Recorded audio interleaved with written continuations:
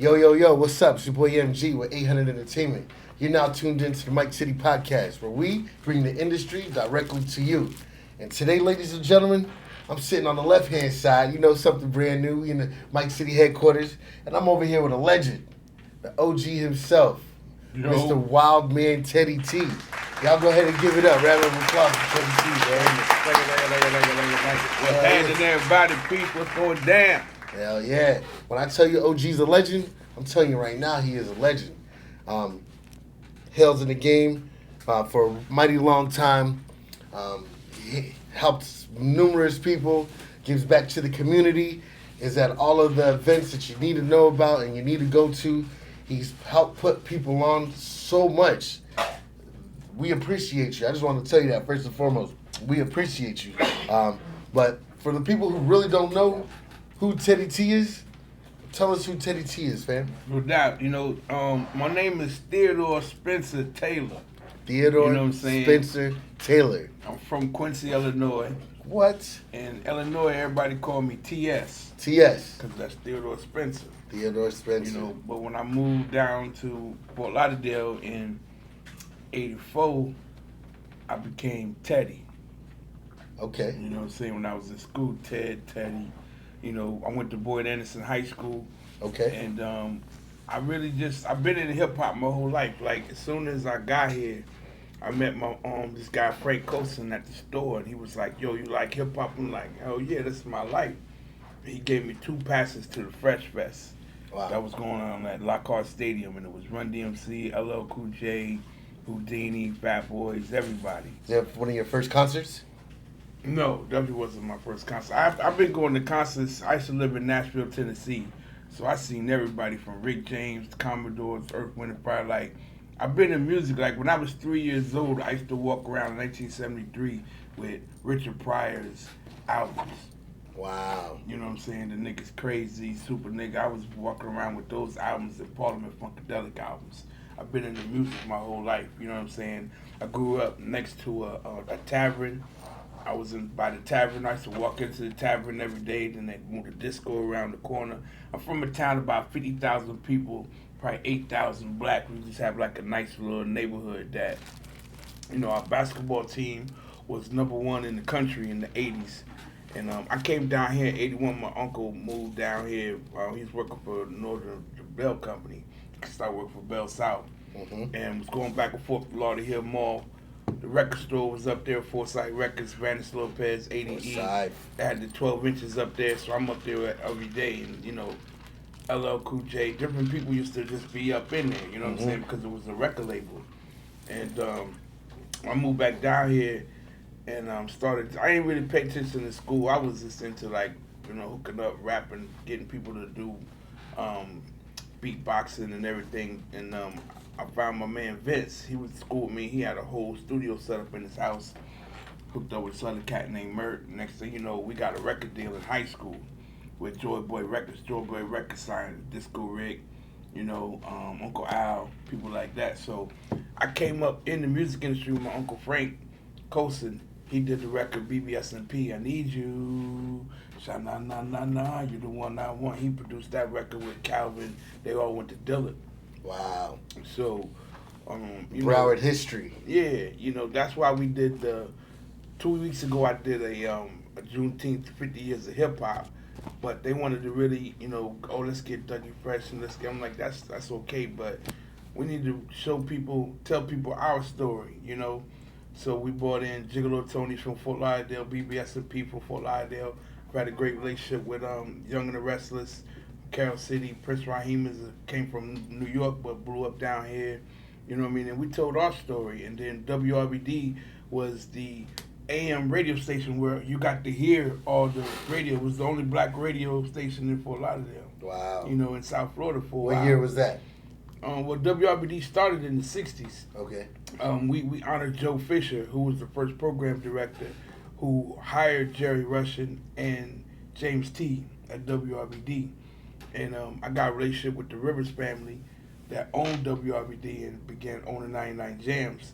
Up in Valdosta. I got my son Fat Boy Rama on the radio. He was up there on the radio up there, Miss Kells. And Jerry, worked so hard and did such a great job for them at WRBD that when they bought 99 Jams, they made him a partner. Wow. And he got the same amount. They all got the same equal splits. shares. Yeah. That's good. And this was a white family, you know what I'm saying, that looked out for for Jerry Russian. Jerry Russian looked out for, put Uncle Luke in the game. Have another guy named Nick Solano. Nick Solano, go back, he went to school with Arthur Baker, who put out New Edition and New Kids on the Block. He bought Africa Bambaataa down. Planet Rock broke in Miami. Wow. Jerry Russian broke Planet Rock in Miami in 1980. You know what I'm saying? So there's just so much pivotal information about Miami and Fort Lauderdale that, these guys were out selling the artists in New York. Luke had $300 million in 1988.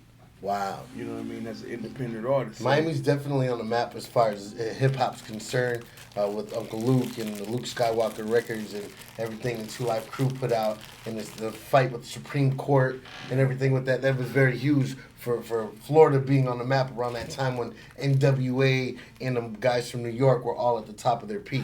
So, all right. They was all out here. Yeah. They was at Strawberries in 1987 trying to figure out how Luke was selling records because Luke had sold way more records than everybody. He was selling more records than Easy and them. He was selling more records than everybody. So they all used to come down here. People want to party, man. They like to dance. You know what I mean? So let's go back a little bit. You said that originally you were from Illinois, right? And you did a little stint in Nashville, right? Yeah, I was raised in Nashville. You were raised in Nashville. So you were born in Illinois. You were raised in Nashville. Tell us about that time in Nashville. What was going on out there? Nashville was cool. I was there with my grandmother. My mom was in hair school, and I met this dude, man. He was real. He was like a priest. He was real, just real. And everybody else was scared of him. You know what I'm saying? I've always been a different person. You know what I'm saying? I'm into aliens. I'm into all kinds of stuff. You know what I'm saying? So this dude, he was like somebody had real influence on me when I was a kid. And that's why I used to run numbers with my grandmother. I used to go to all the people's house at 12 o'clock, pick up their money, bring it over to my grandma. Grandma clipped the numbers with the bags and take them to Jack and Gloria. Boom, 4 o'clock, I'm there to pick up the money, take it to my grandmother. She split it up. Boom, I go deliver it. And I ran numbers like for years, you know what I'm saying, with my grandmother. In Nashville. Yeah, you know what I'm saying? Right off the hood. Like I grew up in always a hood setting, you know what I mean? So my mother, every year when school was out, she'll send me Oakland, California, D.C. I'm going to somewhere in my family. Like, you got to leave me, you know what I mean? Because I was a wild boy. So it's like I said, I've always been infatuated with music. When I got here, I kind of outgrew Fort Lauderdale, so I used to go hang out in Miami to 163rd Street Mall, and just met JT and them down there, you know what I mean, and started rocking with a lot of those cats. I had a record deal, and so my first show was at the skating ring with Poison Clan, and in Miami? Yeah, that was just cool, because it's like, But the Pac Jam? Nah, it was a skating ring. Skating ring.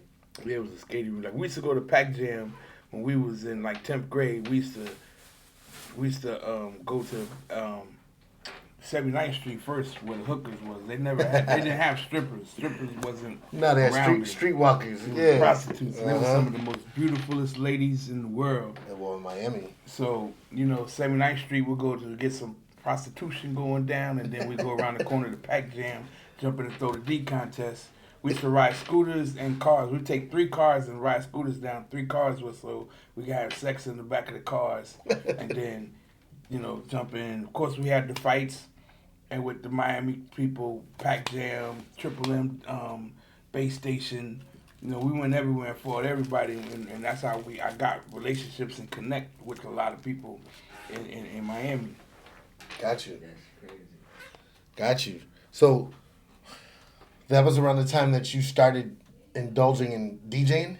Nah, not really. Nah, we was just in was party rapping. mode. I was just rapping. Like you was an actual rapper? I was also, I was a business / rapper. I was a hype man, And then I used to rap. Like I had a group out here, THC. Me and my homeboys, Brendan and Doug. We used to do Rodney Jams, talent shows, at Sunland Park. Like I started a lot. I did the first open mic here in Fort Lauderdale. You know what I'm saying? At Teach 2000 was a spot right there where Heart of the City used to be. You know what I'm saying? Like and God bless my brother. He passed away. Wayne, he did Def Cut Records with Coming Out. I'm Coming Out with Raptini. That was his sister. I'm coming out. So Wayne Toomer, he had LL there. He had everybody that was a big Heart song. of the City. You know what I'm saying? I'm coming out. Yeah. I know the rap. I'm coming out. Raptini. Oh my Lord, I'm coming out. Raptini. Raptini on nice. Got you. Like when Rap City first came down here, they came to Fort Lauderdale to Foresight Records. They did Gigolo Tony, Raptini, MC8, and then they went to Luke. Okay. Because Foresight Records in Fort Lauderdale is the first independent black radio station. I mean, black label in the South. Got you. That's what's up. I mean, that's good information to know. Foresight Records putting on for the black folks. They had this record called Sexually and Cheap. I used to come down here in '82. Came on. WRBD was an AM station. We listened to AM stations, so I listened to all the hip hop. You had to listen to AM? Yeah. Wow. And Sexually and Cheap. Where's the beef? You know what I'm saying? It's like they did the lunch bunch mix at 12 o'clock. And I was 12 years old, you know what I'm saying? And that's how y'all got your hip hop. That's how we got hip hop. On lunch break. Shit. Because 99 Jams ain't play hip hop until How Can I Be Down came. And then they only played it during the weekend, you know. And Power 96 kicked off freestyle. Like Power 96 started as Rhythm 98. It's like a community radio station. And then they started bringing in freestyle because we had bought in Miami Bass. Miami Bass was huge. Yeah, so like that DJ Magic Mike.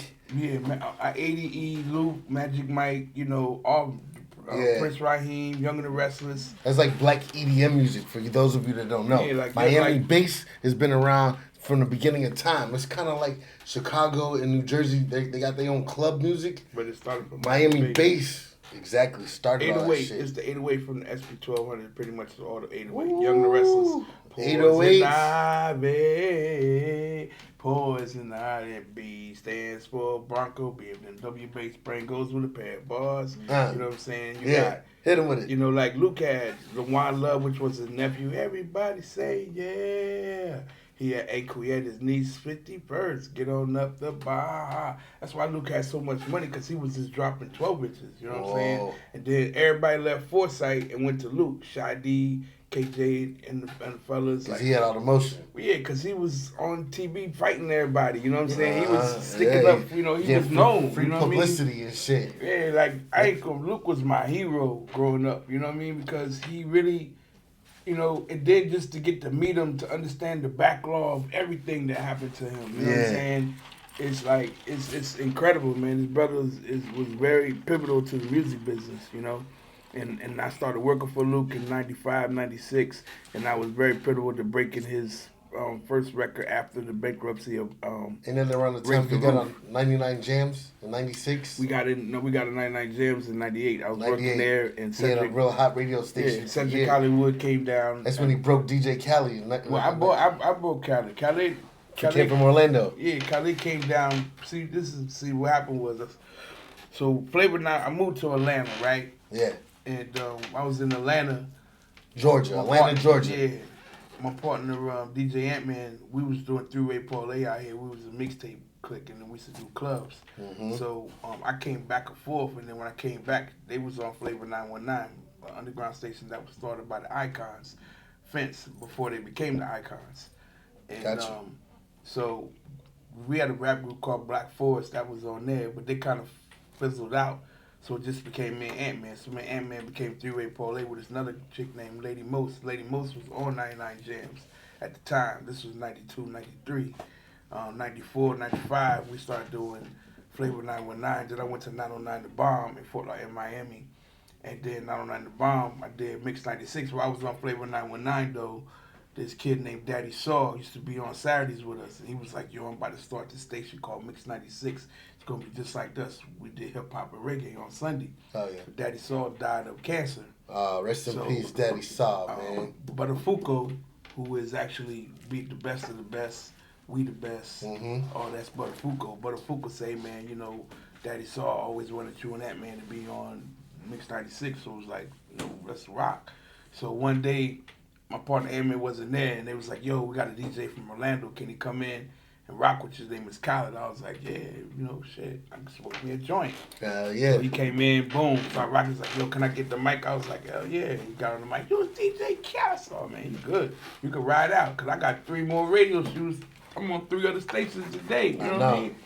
So it was like, yo, they told me that you got a record deal. So check. So while I'm working at Luke Records, right? After I did Raise the Roof, rocked out. I used to work at we had Onyx, you know, Onyx nightclub. Any of y'all familiar with Onyx nightclub? So Onyx come from the How Can I Be Down era with Peter Thomas.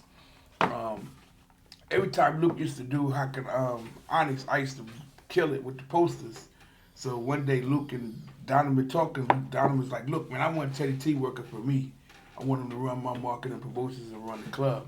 And Luke was like, well, you know, we kind of in between records right now. So I came to work one day, and Nikki, Luke's assistant, was like, yo, Teddy, Luke traded you to Donovan. You work at Onyx now. You know what I'm saying? And she got traded like a basketball player? Yeah, I got traded. Over to Onyx. But I was still the road manager at Luke, so I could still go on the road and do all the shows, because they like the way I do promotions on the road still, too. So started being the head promotion at Onyx, bought Kid Capri down, bought Clue down, bought every artist that, you know, because I was always working for major record labels. I started working major record labels in '93. My first artist was So For Real. Hell yeah. Then Lost Boys, then Mobb Deep. So For Real, Lost Boys, Mobb Deep, name them.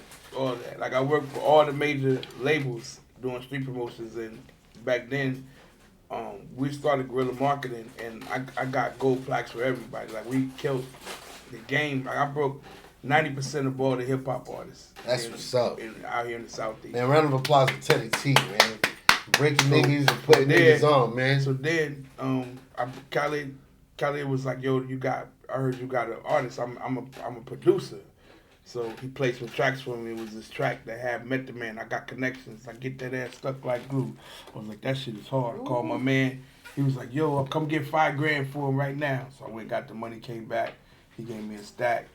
And he was like, I was like, bro, I said, people ain't gonna like you because you know what you're doing. You know, he a producer, because he come in with DJ Nasty from Orlando, the Hitman. Who got it? Yeah. Nasty had already had a Grammy with Ludacris. Yes. You know what I'm saying? So they was already in the set Luda like that. and Mary J. Blige, I think the song was. Yeah. So it was like, I put Nasty in his first video. Nasty Orlando. No, Nasty. I mean DJ Khaled. I put DJ Khaled in his first video, which was First Platoon. It was on BT. And then when Luke said when we was gonna start the Luke show, I put him on 99 Jams. You know what I'm saying? I said, you got to put this kid, DJ Khaled. Luke had never met Khaled. And I was like, you gotta put Khaled on there. He's gonna be the dude. You know what I'm saying? He met Fat Joe then. You know what I'm saying? He did his first tempo at Onyx, because the club that he had with him and Big Pun, they wouldn't let him have it that day, so I brought him over to Onyx. You know what I'm saying? Onyx, we started hip hop night on Thursday. Noriega was doing what he had did his first album. He was doing it at the Marlin with Pharrell. Yeah. He used to be at Onyx every day. So I hooked him up with EFN. Me and Phil the Mayor. Phil the Mayor works for Headliners. We was over at over at Onyx. We did with Crazy Hood Productions, which was EFN and them. Mm-hmm. They wanted to do a picnic for Nori. So me and Phil was the introduction of Nori and EFN, which is Drink Tramps right now. Mm-hmm. You know what I'm saying? I introduced them when we did that event then. You introduced Nori to EFN? Yeah. When EFN and the Miami Street team, EFN and his team used to do a lot of street promotions for a lot of labels. Who's Crazy? Yeah. Yeah, Eddie Giggs. Yeah. Eddie Giggs, EFN made the mixtapes, and Eddie Giggs did the street promotions. But because I started doing, like I said, I started in '93. I started before all of them. You know what I'm saying? Like I'm 52. Mm-hmm. All those people was kids. They was kids when I started. You know what I'm saying? I helped my brother Doc Fresh. I helped him get with Def Jam. Mm-hmm. Doc Fresh and Big Will. They both passed away. Big Will was a hell of a DJ. They was at Take One. It was Big Will, Sam Sneak, and DJ Nasty. That's why Iceberg say DJ Nasty, he can hit for free. Oh, and so can Sam Sneak. That come from Take One with Big Will. You know Got you. So let me ask you a question about DJing. You got a lot of history that come along with you, man, and I respect it, right? But what year did you really, because you've been involved with music from road manager to promotions to on the radio to record label. You have your hands in the industry in all aspects, right? But when did you actually start DJing? Like I was DJing indirectly back then. That's what I said. We had three-way parlay. So I used to DJ. Me and that man, I used to DJ on all underground radio stations. Okay, so your first time DJing was underground radio? Yeah. Okay. Yeah. What station was it? Flavor 919. That's what I said. Flavor 919, 909 The Bomb, Mix 96. You remember the year? We started our own. I started Flavor 919 in 95, in 90, Flavor 919, Mix 96, the Ghetto Radio. We started the first Fort Lauderdale. We started the first underground station in Fort Lauderdale in 96, Ghetto Radio. I used to listen to the underground radio stations when it was like Jam Pony and them boys. Yeah, that was our station. Yeah, that was Ghetto Radio. And they used to do the mic checking when I was like 10 years old. Yeah, Niggas used to listen to this shit in Pompano. That was Ghetto Radio. In Fort Lauderdale. Why you say like 95, 96? Yeah. That was Ghetto Radio. I was around that time. Yeah, that was Ghetto Radio. Yeah, 95, 96. I was 10, 12 years old at that time. When hip-hop consumed my life. When I was younger, South hip-hop, I would say. When I was younger, I used to go, because Jam Pony mixtapes was everywhere. You know everywhere. So I used to go to Hot Rod was in Parkway. I mean, Hot Rod was in Lauderdale Manors. Laku Jock was in Royal Palm, and Slick Rick was in Parkway. Yeah. So I used to always go to Hot Rod to help him put his records up. I used to go to Slick Rick, put his records up, because I could always get a copy of a tape. And if you had a copy of a Jam Pony tape, that was like $1,000, $2,000 you can make from that one copy. Trust me, I know. You know what I'm saying? You guys would take your tape and go to the hood and be able to sell them bitches right out the trunk. I used to go to colleges. I used to go to Black College Spring Break Reunion, Daytona, I remember them days, man. Yeah, like we started doing Black College Spring Break Reunion. I went since I was in high school, and then we started putting it on. We did it for 3 years. We're the ones that sold it to Spring Bling. We did a contract, because we called it Spring Bling, and they came in and then did an 8-year contract with us. They did Spring Bling, and then we moved to Freaknik. Got you. All right, so check me out. But like I said, DJing, like I was on Rap City. Yeah. I did Rap City with the Basement. What ticket? No, I did it with my man from Tampa, Mad Links. Okay. That's my man. He was from Mad Links. Okay. So as a DJ, do you prefer back in the days when it was to be turntables and records, or do you like this digital era? Yeah, because that's why I really consider myself a DJ. I just play records because I've always been able to play records and been able to do different stuff, but I've never been able to really, like, what I would call DJ, scratching and all that. So I don't really consider myself a DJ. My partner, DJ Ant-Man, was one of the best DJs out here, period. Ooh, shout out DJ Ant-Man once again. I had all the records, and we used to do blends, and nobody could blend like us. They used to bring us to all the parties. Epps used to do the Sugar Shack on South Beach. He used to do Princess Club, Glam Slam. He used to do that, and he used to bring us out because we had all the new records. Gotcha. You know what I'm saying? I used to do Cafe Casablanca. We used to DJ with Uncle Al because I come up with drug dealers. So all the drug dealers used to always do everything. They love the music. We'd be the people that would come and DJ and do all the stuff, you know.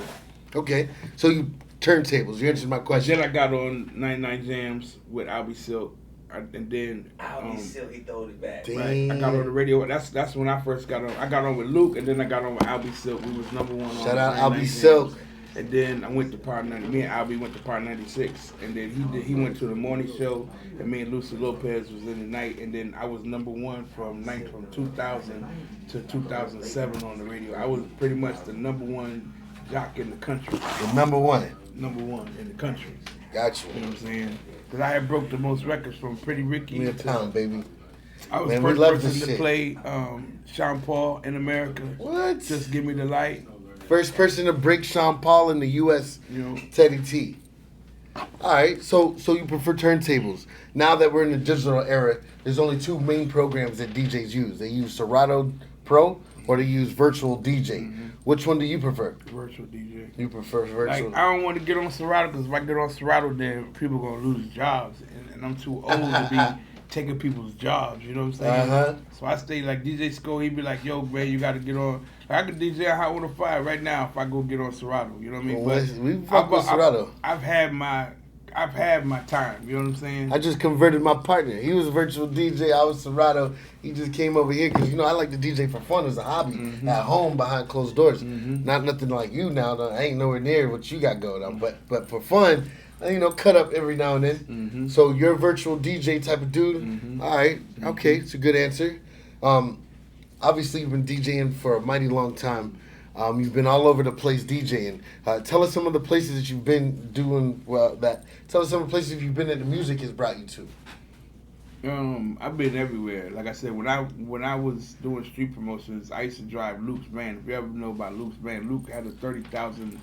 He had a van that had $30,000 worth of music in it. Damn. It had 2 batteries. You had to plug it up when it was plug it up to a plug. When is that home? Yeah, when it's a house, fluorescent. It was stupid. So I drove that all around the country from California to New York. You know what I'm saying? Wow. With the Mix Show Power Summit, we went to Puerto Rico and we did Bahamas. Like Jeezy came to Broward in 1998 as Jay Bling. I played his record on the radio. He used to rock with my partner Joe Cicero, SOP. SOP was one of the biggest artists that blew up out here. I was responsible for them. And then I did Deep Side with Young AC. Zante Samuels came in and gave us $500,000 to help develop, that because we all went to BA together. Zion used to live around the corner for me. My partner Slick, Silk, he's the one that him and Ragu from SOP, and this other dude Solo started Deep Side, and then they brought in Silk. Silk was the money man, and then AC came from Pompano, put it in Goons United by the New School. You know what I'm saying? And it was just the fact, like, that's the thing for me. It's like I always wanted to help Broward artists, but it was like nobody really never had that money. Like, we started off with Black Power Entertainment, and we used to do How Can I Be Down every year. Shot Us, the movie Shot Us. Yeah. My partner shot that. He's from Fort Lauderdale. Wow. You know what I'm saying? Shot Us, I know Shot Us was filmed down here in Broward and Dade County. Yeah. Shout out to Marley. Shout out Wyclef, man. Yeah. Legendary movie. You know what I mean? So it's like I've been involved with so much of the stuff from Broward to Dade from the beginning. From the beginning of it. I You know, So bro. it's like legendary status. I ain't gonna lie to you. Definitely legendary status. I mean, like with Trick, Let's Go, which is Trick's biggest record. You was there for that? Ted Lucas called me down to the office and was like, he need to pick a record for Trick. He said he got a record, but he think it's gonna ruin Trick's career. It came on and played, Dan. I took it out. I said, man, you probably right. I put it in my pocket. He gave me a couple dollars. I left it, and I went to the radio station. I killed that shit. I played it for the whole 45 minutes on the mix. DJ Def played it. The one song? Yeah, the one song. For 45 minutes. 45 minutes. You broke that shit. So the next day, Ted Lucas called me like, yo, Teddy, did you take that CD out of my office? I said, yeah. He said, boy, you got a lot of balls, man. That's going to be Trick's first #1 record. Damn. You know what I'm saying? Did it go #1? Yeah, right, it did. You That's know what what's I'm saying? up. But that's how I've been. I've always picked. I never worked for Slip and Slide, but I always developed all the artists from Trina, Trick, everybody, Ross. I used to work a lot with Ross. Because I did Pretty Ricky from scratch. Because that's what happened. Like a lot of the artists that was in Pretty Ricky and the Mavericks was all signed to Slip and Slide. So I kind of like with Jim Johnson. Yeah. Me and Jimbo, who was Jealous Day, which was a DJ from up here in Broward. He became Jim Johnson, the world famous producer. I worked a lot with him with a lot of the groups over there with Pretty Ricky and everybody. Okay. So you actually worked with a lot of big artists. I know you've been to a lot of huge events from everybody under the sun. What's one of the biggest events that you would consider that you've been to? I mean, everything from BET Awards to Source Awards to Vibe to, every major what you call award it, show. Jack the Rapper. Jack the Rapper was the shit back in the days in Atlanta. Yeah. Like, you could be on the elevator with Prince, Eddie Murphy, Wow. like anybody. You know what I'm saying? Jack the Rapper was one of the biggest conventions they used to have around Urban Network. Like Jack the Rapper. I remember And then it used to be in Atlanta? Uncle Luke and Death Row got in a big ass fight in the lobby. Who? Uncle Luke and Death Row. They got a big ass fight at the lobby. It's just was crazy. You know what I'm saying? What day was that? Jack In the Atlanta, Rapper in Jack the Atlanta. Rapper in It's Atlanta. a rapper convention that they used to have. It was not just the rap. It was all Like vendors and merchandise Everybody labels. used to be there. It's a big ass convention that I used to Like I hear said, stories about. I mean, Prince, I Eddie know. Murphy. I heard stories about it. Everybody was at that. Everybody was at Jack the Rapper. So Jack the Rapper, the convention was one of the biggest events that you would label that you've been to. Urban Network, it's Yeah. all that stuff back in the day. You ever been to the Grammys? No, I wouldn't go to the Grammy. You've been to the BET Awards, obviously. I mean, I've The been, Source but Awards? I left. I left because I can't stay in there all the time without smoking. And I smoke reefer, you know what I'm saying? And they that's why I got this little they had beautiful, pins back beautiful then, thing. you know I what I'm know. saying? So I would go and walk the red carpet, you know what I'm saying, and do that stuff, and I'm out of there. I don't want to be around all that. You know, I'm an in the street person. I'm not in the street. You know what I mean? I'm in the street. So I got you. I don't get Facts. down with all that. You know? Real OG shit. Yo, what it do? It's your boy MG, man. 800 Entertainment, Mike City Network. Today, I'm rocking with my home team, man. Miss Chip with UTT. How you doing today? All right. Check me out. Miss Chip's is shy, but she's a boss. And what she does out here, she helps artists with artist development with Under the Tree Entertainment. Not only does she give back to the community, not only does she do a lot of back office and back end work, she's out here doing big business for you artists. If you're looking to develop, if you're looking to find your identity, and do you need help sharpening your skills, help with your stage presence, help with your PR, help with your social media, help with your songwriting, help with studio, beats, promotions, anything under the sun. If you're an artist, you need to tap in with this lady right here. Right, Miss Chip? Wow, you're the man. You got it. You know that? Got it all figured out. Definitely the man. And it is all figured out. And if you want to figure it out, artists, you need to go to UTT and Miss Chip. She's definitely going to help you. Tell her MG sent you. Put in code 800 and get a 100% discount. No, I'm joking. I'm joking. You have to pay like you wait, but she's going to take care of you. All right? Let's go. Yo, we back again, once again. I got my boy sitting next to me, DJ De Niro. And De Niro, I just want to ask you a question, man. Man, they said you was making some raw beats, man. So what type of beats you making and what are you making your beats on? You already know, man. I'm a super producer. I produce all genres from EDM to house to R&B, pop, a little bit of alternative rock, and of course hip hop. You know what I mean? And we can even take it to the Caribbean with the Afro beats, the soca, and even reggae. And you know, we just talked about the cypher. So with the cypher, can we probably use one of your instrumentals? Yeah, come on, of course. Nah. We take it back to the 90s boom bap or this club alternative commercial hip hop that we got going on right now. That's what's up. So man, if you guys are interested in that, man, some beats, that cypher, and man, make sure y'all pull up on us. You already know, Big Motion Mondays. That's how we rockin'. All Star Lounge. You already know. And we in and we out. All right. So Jack the Rapper and a few award shows are some of the biggest events you've been to. So I see you work with a lot of up-and-coming artists, not just artists that are already on. And just like ourselves, we try to give game back to the up-and-coming artists and the artists that are trying to get into the business. We give back a lot of advice on a regular basis. What advice could you give a young up-and-coming DJ that's trying to get into the game right now? I mean, You can tell them anything. perfect your craft, number one. You know what I'm saying? Like, Practice. you got to understand DJing ain't just pushing buttons. You know, DJ is actually understanding art, BPM, what music to play, you know, after each other. You know what I mean? Mm-hmm. Now you got stems, so you could just get bananas with the stems dropping out all the different, the bass, everything. You know what I'm saying? Yeah. So take your time. Like, all of what, like DJ Scope, I've been with DJ Scope since he was 12 years old. I got him on Hot 105, and me and DJ Ant-Man pretty much trained him, and to the point where he's trained all the other DJs that's underneath him, from DJ Bama, K-Dot, G-Smooth, you know what I mean? All these cats, we don't DJ with headphones. You know what I'm saying? Because you already know the BPM? Because you're supposed to practice. That's the whole point. Like, you're supposed to practice, and I've always had hours being on underground radio stations, so I've done mixes upon mixes upon mixes upon mixes. That's what I'm doing, practicing live on radio, you know what I'm saying? Like, the first time I learned how to drive, I drove on 95 my first time learning how to drive.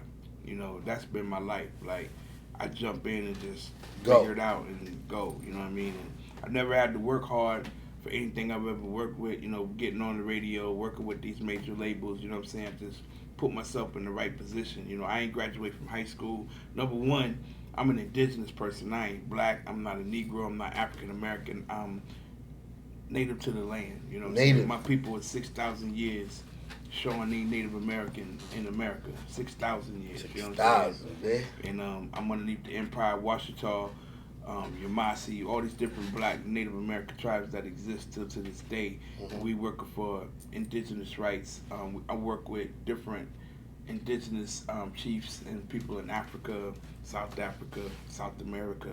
You know what I'm saying? Because we got to become a nation of people. So the whole time I was in school, I'm not paying attention to nothing that they're teaching us because they're not teaching us something that's going to help us. You know what I'm saying? We got slow us down. We got to learn our own history. You know what I'm saying? We got to learn, number one, that the people that they took as slaves from the 1600s to 1700s was right here. They was Native Americans. And it wasn't until 1740 they started bringing a shitload of Africans over here.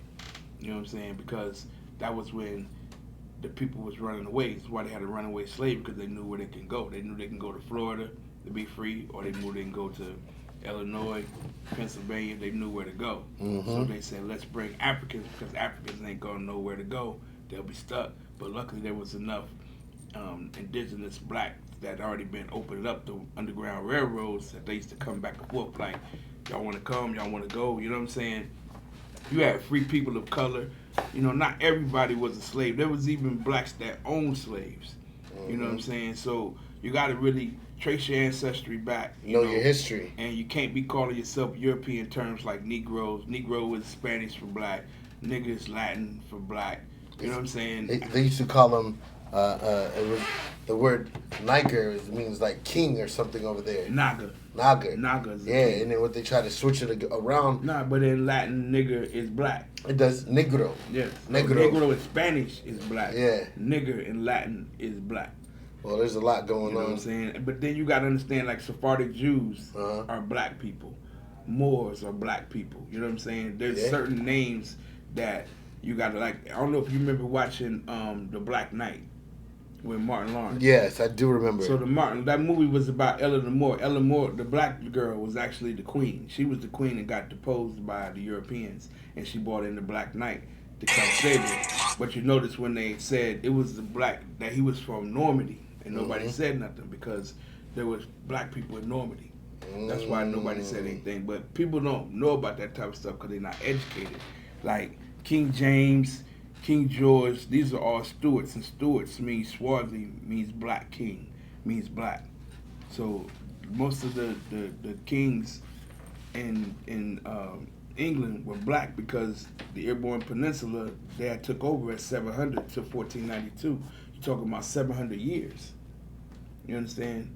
So people got to really realize the information of history. Like Columbus ain't come over here by itself. Brothers, black people brought him over here. He didn't even make it all the way over here. Well, he made it to the Bahamas. He was in Spanish. He was in Haiti. You know what I'm saying? But the other conquistadors, they came to South Carolina and took black Indians down to Jamaica, you know, and they went to Alabama. You know, and that was before the 1600s. You know what I'm saying? So that's what I'm into. I understand my nationality. I help people understand their nationality so we become a nation of people. Because right now, as black people, so-called black people in America, we're the only people that don't have nationality. You know, Haitians are from Haiti. They have nationality. Jamaica, that's nationality. Yeah. Black Americans don't have nationality. Well, they all derive from Africa, but they've erased a lot of our history. But we have not all derived from Africa. That's the whole thing. That's what I'm saying. We come from Earth. Period. Because before Africa was called Africa, we was here. That is true. And Africa is really just North Africa is what they call Africa. You know what I'm saying? Africa's original name is Akibalon. You know what I'm saying? So, talk that shit, OG. Tell them. That's what we do. You know what I mean? We got to educate, you know, people about facts. See, truth is what people tell, but facts is what really happened. You know what I'm saying? So, you know, we educate people on understanding, you know, like especially in the Southeast. If you're born in the Southeast, more likely you connected with the Choctaw, Muskogee Creek, you know what I'm saying, the Yuchi, the Yamasee, you know what I'm saying? You're connected. You just got to trace your nationality back, you know what I'm saying? Because that's the one thing they want everybody to say they're from Africa, so they don't have so now you don't have jurisdiction in this land. If you go and look and see that your people are under census before 1776, you're considered Native American, and the United States don't have jurisdiction over you. Because they whoever's native, they owe. They don't have to pay taxes. Yeah, because you were here before they're here. Exactly. That's the whole point. That's why the laws, they got laws just for them, schooling, benefits, all of that. That's why they want all black people to say they're African, so that you're not from the land. The land, you don't got to take care of control you. Damn. Okay, so that's some wise, positive information. That is something that everybody needs to tap in with. OG just spit some real game. He definitely gave some advice to the DJs on what you would like to do. So let me ask you a question real quick, man. Besides music, in the music business, what else do you got going on? Well, 3 years ago, I started what is called the Anu Foundation Business Academy. Because, like I said, I'm into decolonization and bringing back facts. So I started the Business Academy at Sunrise High School. I had 21 kids, and we did a EP, and we did a documentary. I put the documentary in Florida Film Festival, and we won Best Youth Documentary. All 21 kids graduated that year. They weren't even supposed to graduate. So I was there till COVID. And then after COVID, we left, and I just got back to Sunfire High on Oakland Park this year. And then I'm at the YMCA, and I'm working in to get to the Red School and another school. So I do the Anu Foundation Business Academy, which I teach kids soft skills, communication, enthusiasm, problem solving, critical thinking, you know what I'm saying, cognitive skills, teach them about nobility, you know, give them understanding that, because there's no reason why by the time kids become seniors in high school, they should already have a business and already be making money. That is true. So you got to put them in that element early, let them understand the words, let them understand the definitions, so they can be in this element to be able to move forward. Because that's how I did. Like, I started a company when I was a kid, Cars, Carpets, and Pools. I was cleaning cars, carpets, and pools. I go to Winn-Dixie, get a carpet machine, get about 10 people in my neighborhood, make my money back. My homeboy saw it. He went and stole me a machine. We started doing the pool. We started doing everything. You know what I'm saying? I've always been an entrepreneur. You know what I mean? And that's what we got to teach our kids, because at the end of the day, being oppressed and being prisoners of war on our own land, we got to save ourselves. You know what I mean? Facts. These people ain't going to do nothing for Man, us. I salute that shit. The way that I treat my kids, man, my older kids, I actually help them start their own business. They're still in high school. They work for themselves. They still have dreams and aspirations of doing other things. And I respect that. You know what I'm saying? But what I got going on, and for the children, just like you said, I try to make sure they understand business phrases, the lingo, the types of business, life insurance, investment, the red and the black, and Like, how to respect the dollar. like these artists, man, they can't be faulted. Like, artists are not really educated nowadays. They just want to rap. Yeah. And nobody's really understanding the business. Like, Not number at all. one, you could do business, start a bank account. You can get a better loan from the bank than you can from the record label. Of course. You know what I'm saying? The record label, the record companies is the worst loan in America, right? And if, depending on how hot you are, all they're going to do is keep piling more debt on you to try to suck you dry. Well, that's why you got to do your own thing. Like, all the record deals that I got, we always did everything. I always had the artists on tour, always had the artists on the radio. We was already selling records. We've been stealing the whole time. We was creating our own extra scans that we was getting on the record. You know, we've been putting records on payola on the radio. We've been, you know, infiltrated the game to really put a lot of people on. You know what I'm saying? So that's why they came back with now doing digital. So now they could keep track of all independent sales. Before, when we was making CDs, they couldn't keep track of how much money you was making. So they came up with playlisting. Now, my thing is, anytime I sell $1 million thing of anything, I'm supposed to have $1 million. If I don't got $1 million, I've been jailed. Especially if it costs more than $1 and you know it's selling $1 million times. So people got to understand, especially as a new artist, you need a website. Put your music on the website. Send people to your website, because all they're doing is getting the hits. Yep. Like, DistroKid makes $750 million from 35 million people paying the subscription costs. Ah, They're not even getting the money from your music. Just your They're just subscription. getting it from the subscription cost. yeah, that's You know what I'm real. saying? So they got to take the time to learn the business and understand that you got to go get fans. The social network, anybody who blows up on social network, nobody don't know that artist. You know, I love iCandy. I've been rocking with her for the last 4 or 5 months, but a lot of people don't know her. No. You play the record, oh yeah, I know the record, but they don't know her. No. They got to get back and hit the streets. You got to do Street promotions. organic. You got to get out here, Shake hands. and shake hands and kiss babies. Got to. Because if you got 200,000 or 300,000 people on social media and you can't draw 10 people to a show, you need to get a job. Definitely got to get a job. You ain't, this game ain't cut out for you. You know what I'm saying? Right now, we've been trying to get artists. We giving them $10 to bring people. It costs $20 to get in. We giving them $10. These artists can't even do that because they don't have fan base. You don't. You know what I'm saying? So what are you doing in the business? How many people sing along to your music? Nobody, bro. Yeah. Why you think Grind Mode and Briscoe and them still get money? People still singing their songs. Still singing their songs. Because they made hit records. Yes. Y'all not making hit records. Y'all not making quality music. You letting your homeboy mix it down. If you're not putting your music on the SSL board, you ain't getting that quality sound. Talk you know that what I'm saying? shit, OG. So it's like, man, Full of Sound been mastering every platinum record that came out of Miami. Mm-hmm. Understand what's really been going on and get in the game, bro. Don't think that you coming out doing something new. The game ain't start when you came in.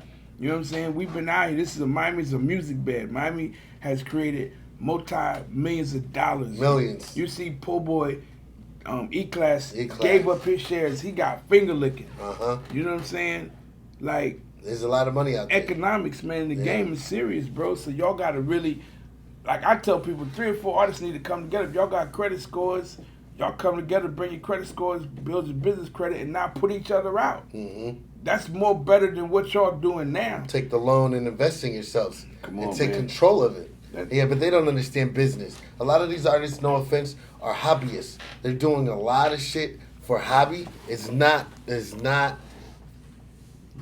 for a professional base. You know what I'm saying? What they got going on right now is they're just doing it for fun. They're going to studio. They're recording a song here. They're recording a song here. They're not getting it mixed down properly by a professional. They're not getting it mastered after the fact by another professional. They're thinking the mixing dude and the mastering dude is the same nigga. They don't even understand. So I actually have a video coming out talking about that later on and shit like that. So I'm gonna tap in with you artists to talk about the difference between being a professional and doing something as a hobby. All right? Let me tell you, like, when you want to be in something, like, when you want to be in the radio station, right? Yeah.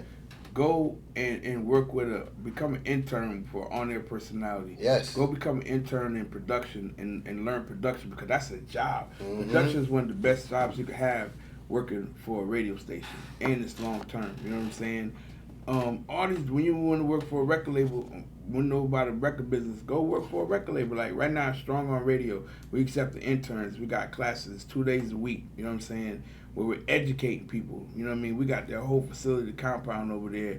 Plenty of the artists come over there and record, major artists, you know what I'm saying? So we want to give people opportunities to understand the business. We are not going to be successful in the business if people don't do the right things. Get a record that is a hit record that people know. Like, you give me one artist that got a record right now that everybody know and everybody sing. One record right now that I could say that everybody is singing collectively would have to be Lil Durk and J. Cole. Locally. Oh, locally. The people that's at your spot. Yeah, every they come to Monday. my events. Well, that's hard because a lot of them, like I said, you have the difference between doing it professionally and doing it as a hobby. And the majority of the people that come through events that we got going on, no offense, they're doing it as a hobby. They're not really taking full advantage of the music. But I can say one artist locally, his name is Punchline. People are singing his songs.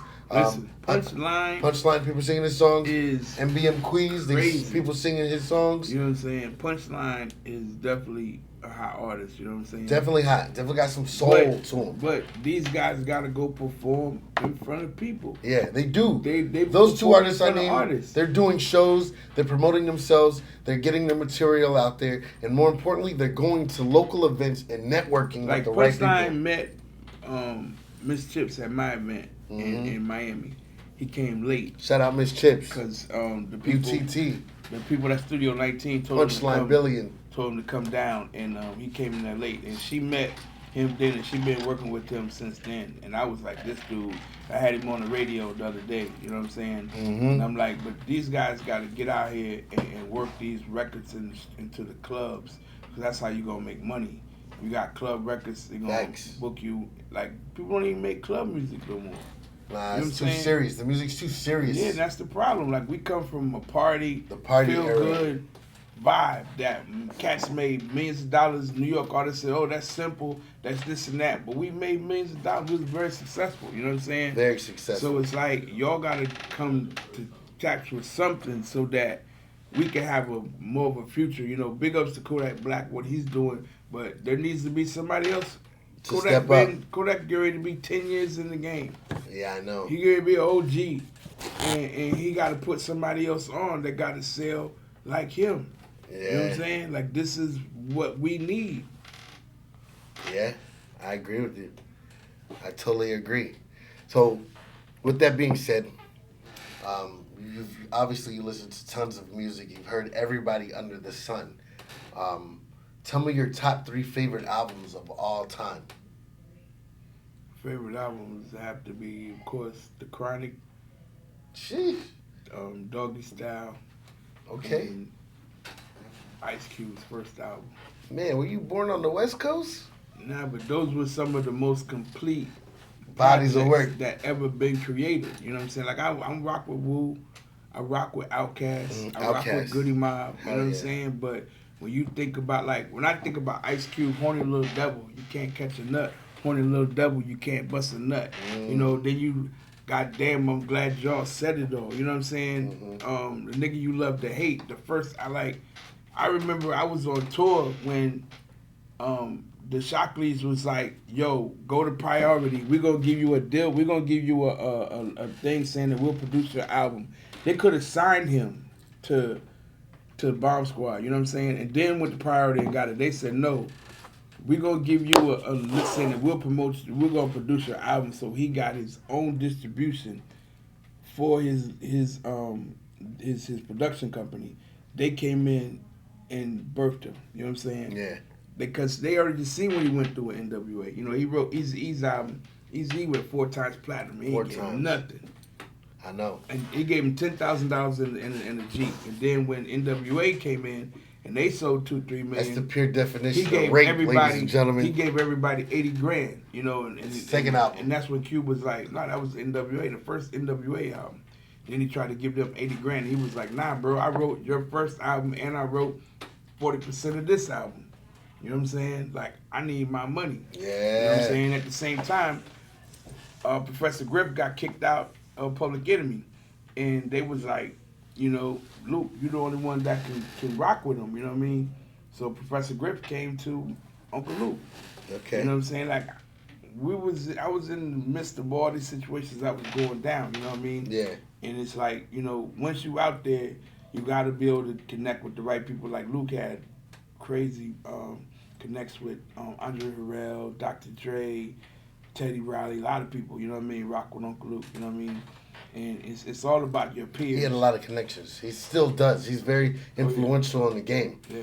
But your 3 albums that you picked, The Chronic by Dr. Dre, Doggy Style by Snoop Dogg, and Ice Cube's first album, I forget the name of the album itself. The Nigga You Love to Hate. The Nigga- America's Most Wanted. America's Most Wanted. America's Yes, Most Wanted. America's Most Wanted, right? With the 3 Ks, right? Listen, them 3 albums, if you guys who are watching this or listening to this have not had the chance to literally listen to those 3 albums, America's Most Wanted by Ice Cube, Doggy Style by Snoop Dogg, and The Chronic, which is going into history books. All 3 of those are going into history books. Guaranteed. Yeah, they just Death Row. The BET just did Who's the GOAT group between Death Row and Wu-Tang, and Death Row won. one. You know? Yeah. But I worked Wu-Tang from the beginning. You know, Wu-Tang definitely Another was, classic crew. But it was just the fact that Death Row had digital. There was digital. That was the beginning of digital music with Death Row. Got you. And the sound is, you know, we listen to the 2-inch tape with Wu-Tang and listen to Death Row. You know what I'm saying? It's Yeah. like, Okay, I see what's going on. Yeah. All right. So, hip hop is only 50 years old in the industry, right? We're about to end up. I'm on my last 3 questions, by the way, right? We're celebrating 50 years of hip hop. Hip hop is really not that old. It broke all the barriers that people did not think it was going to break. It's still reaching areas that it hasn't even reached yet. It is going around the world. 50 Cent does tours overseas where he's killing them. Hip hop's definitely here to stay. They got break dancers in all parts of the world. They got spray painters, graffiti artists, break dancers. The essence of hip hop has definitely traveled all around the world, right?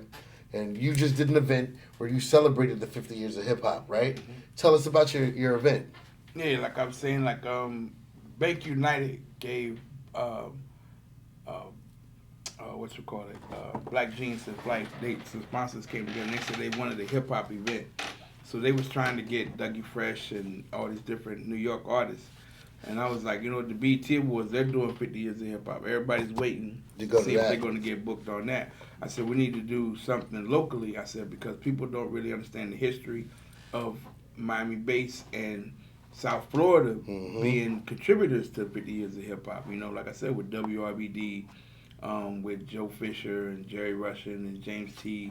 And then, acknowledging the females in the game. We brought in Hercules and K. Dot. Hercules at 12 o'clock, 5 o'clock, she's killing it. Scratching, mixing, blending. Yeah. K. Dot's coming up doing her thing, so we had them two going at it. Not necessarily going at it, but just repping. You know what I'm saying? And it was nice, you know what I mean? And then Prince Raheem. I had BBS and P. We kind of just highlighted them, played their record, Gigolo Tony. We highlighted them, Prince Raheem and Young and the Restless performed, and we gave K. Fox and Stitches an award along with Super Cindy, and Cindy wasn't there. I got to take James T. and Super Cindy their awards, and then we ended up with the violinists, and that was just hip hop violinists. Right. So now I'm making a documentary out of it, and I'm putting it in the Florida Film Festival. That's what's up, man.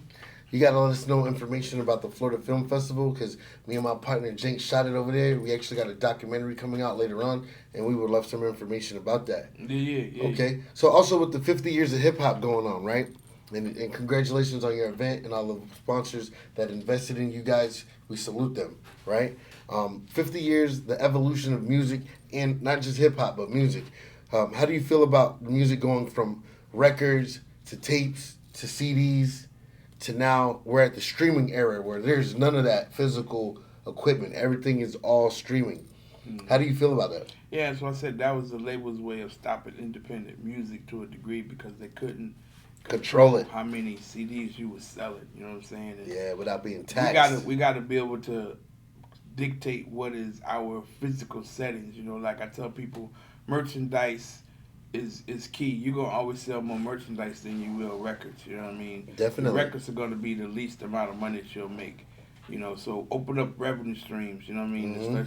There's 13 to start with. There's over 200,000 revenue streams once you really get in the game. Definitely. So open up your revenue streams, you know what I'm saying? Because, technology is always going to move forward, with so many different things that's coming out that can help you advance the game. And it's so much easier now. Back in the days, we had to really go up and see people, talk to people, travel. Now it's just push of a button.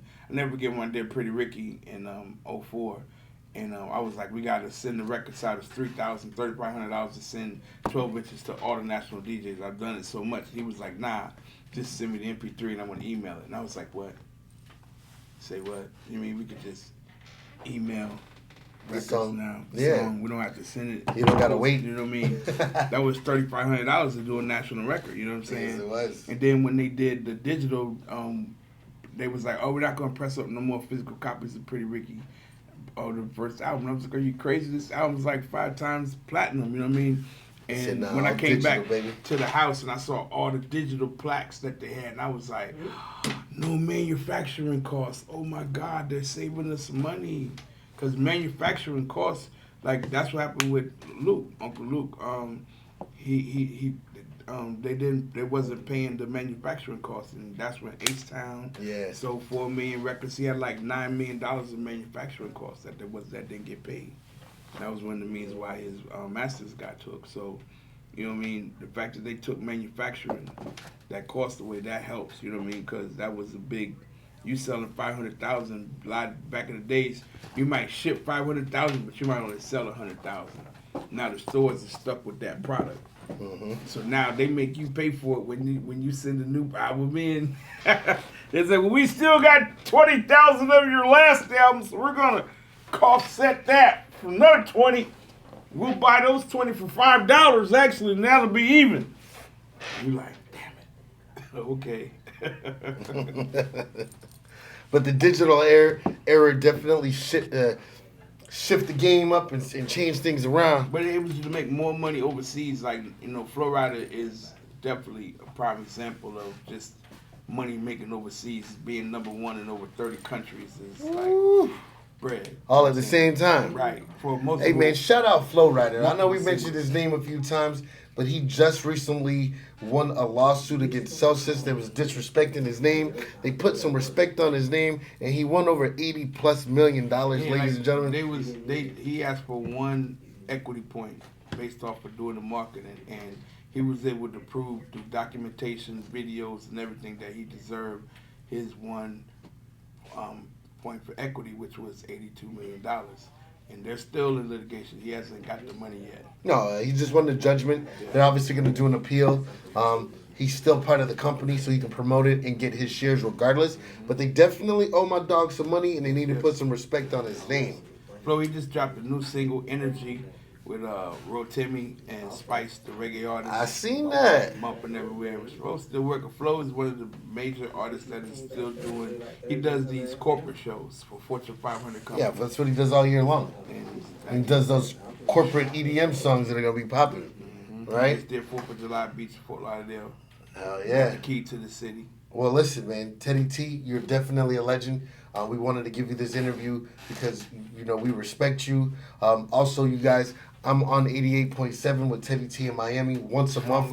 I am, you know what I'm saying? Y'all need to tap into his show. He's also on Strong Arm Radio, and he has the OG Ride Out podcast. So you guys make sure you tap into that. Like we're Strong On. We're looking for other shows because I'm the program director over there. So we got, you know, I got Eat with the Poets, Elena the Poet, that's over there. I got Tiffany Nash, she's a socialite. You know what I'm saying? I got the Pink, Pretty Hustlers, Yeah. over there. You know what I'm saying? So I'm looking for podcasts, DJs, all that. You know what I'm saying? Well, you Because guys tap in with us, We man. We gonna- got opportunity right here. yeah, we're gonna get wide open come August. And you can catch your boy MG from Mike City Podcast, 800 Entertainment, on 88.7 with Wild Man Teddy T once a month on Fridays, you guys. Listen, it's been a pleasure to talk with you today. We don't want to keep you up too much. Make sure you guys tap in with him on all social media platforms, OG Right Out, and also Wild Man Teddy T.